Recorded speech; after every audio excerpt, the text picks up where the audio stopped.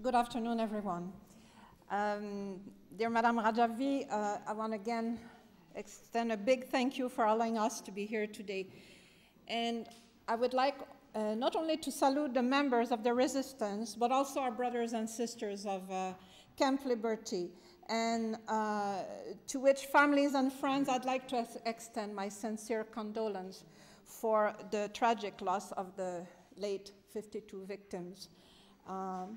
These times are extremely difficult and very frustrating for me and for all of us.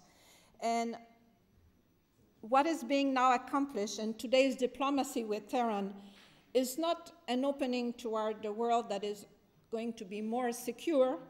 On the contrary, despite what the US administration is trying to portray in the media with regards to what was achieved in Geneva late November, the recent massacre of Camp Ashraf and Camp Liberty residents is an undeniable fact, proving that the Iran's regime is the most dangerous one in the world, as it is still planning on more acts of terrorism in the region, and in particular at the expense of the movement of resistance via Camp Liberty. According to a very recent assessment of Colonel Wes Martin, actually just a few weeks ago, he says, and I will quote what he wrote, "All of Iraq is melting down presently. The entire country is a downward spiral, and the 2,900 people surviving at Camp Liberty are living in despair. March is going to be a deadly month for all Iraq and Camp Liberty." He also stated that Maliki has become a real dictator. There are signs right now of, unquote, unleashed violence between now and April 30th, which will be the election day. And he said more innocent people will get killed daily. So the warnings, my brothers and sisters, are very clear. They're very serious. The mullah's regime, who exports its terrorism in the region and who is linked to Maliki's militia, is definitely not a peace solution. It is to me very mind-boggling when I see the P5+1 countries easing their sanctions in the know of the recent events of Camp Ashraf and Camp Liberty. And despite many warnings of the NCRI, it is also very mind-boggling to hear the arrogant and public recognition of responsibility of the Camp Liberty attackers. Words cannot express the horror of such dark intent. I cannot either hide my great disappointment in the non-action of the US, the European Union, the United Nations, and many other respectable authorities. No initiative has taken place, not only to assure minimum protection and appropriate health measure for a decent living in Camp Liberty, but also to see to the resettlement and transfer to other countries of Camp Liberty residents. The fate of Camp Liberty people is still unresolved. Many of us know this French proverb that says, "Where there is a will, there is a way," meaning that if you truly want something to be accomplished, you will find a way, right, to do it. So if the international community had a determination to welcome Camp Liberty residents, they would find room for them. But they have not yet, to the exception maybe of Norway. So in the present situation, we have a way, but we have no will. No action has yet been taken to save and to protect Camp Liberty. Again and again, and even if they don't mention it, the resistance has been part of the negotiating deal with Tehran.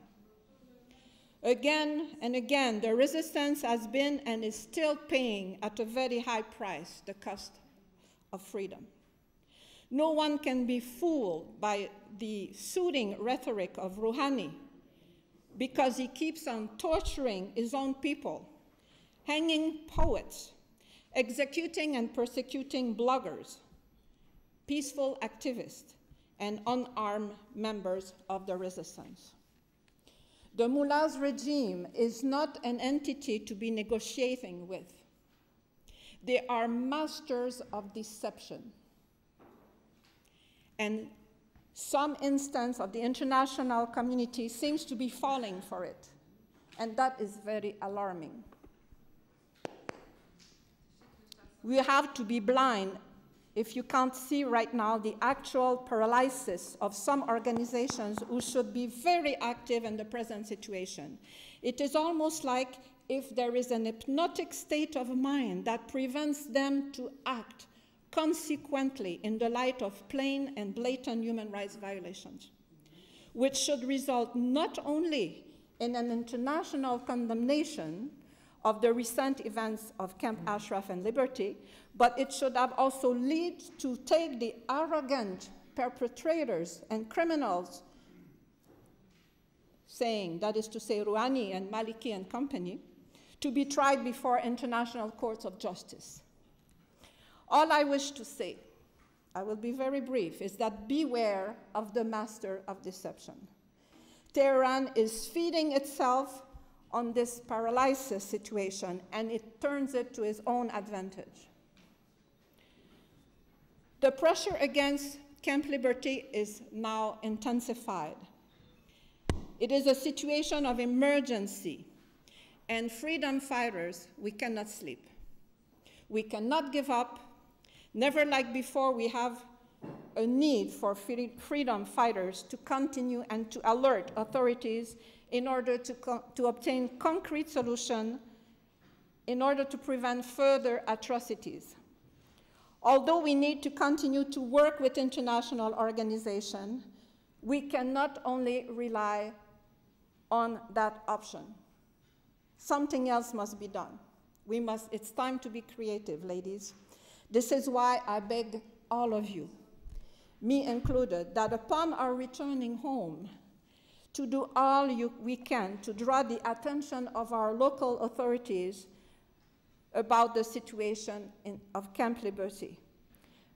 Many of us have seen yesterday or the day before yesterday the video on the recent attack. We cannot have any more concrete evidence of the plans of Tehran to destroy Camp Liberty and its resistance movement. So all I invite you to do is to question your leaders. Ask them why they are waiting, why there is such a silence in the international community right now.